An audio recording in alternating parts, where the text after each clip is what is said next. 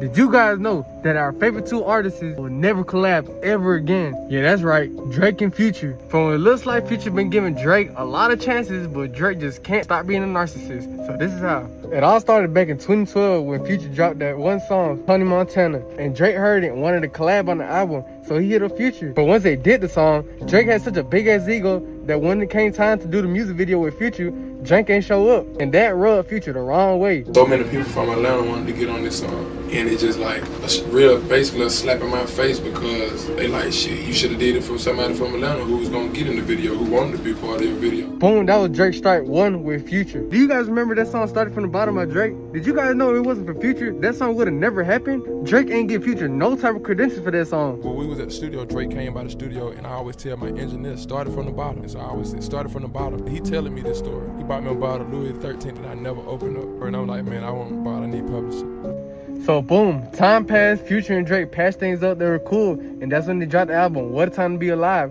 So they were cool for the most part. Time went by after the album they had dropped, that's when they were finna drop What a Time to Be Alive 2.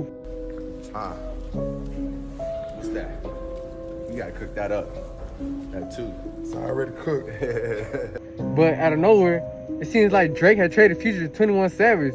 Drake just can't stop buying Atlanta swag. Drake and 21 Savage dropped the album Her Loss, and they kind of rubbed Future the wrong way. On this album, Drake is throwing subtle shots at Future, almost like they're kind of low-key beefing over a female. He outright kind of just called out Future on the song. It's literally called What Will Pluto Do? And in this song, he's basically talking about a bitch. Last time I saw her, she was f***ing with my nigga, so the question is, what will Pluto do? He f***ed up, so I did it. And as we all know, Future's other name that everybody else calls him is Pluto. On another song Drake made called Push-Ups, he says, Drizzy Chippendale, probably got your bitch Chanel. You all watch Disney, Chip and Dale were two chipmunks that used to fuck with the infamous Disney dog named Pluto. Now, in my opinion, doesn't get more blatant than that. These guys are obviously beefing over a female. Now, boom, this is when 2024 comes around and Future and Metro Boomin dropped the album, We Don't Trust You. Now, in this album, this is when Future takes his time to take all his shots at Drake.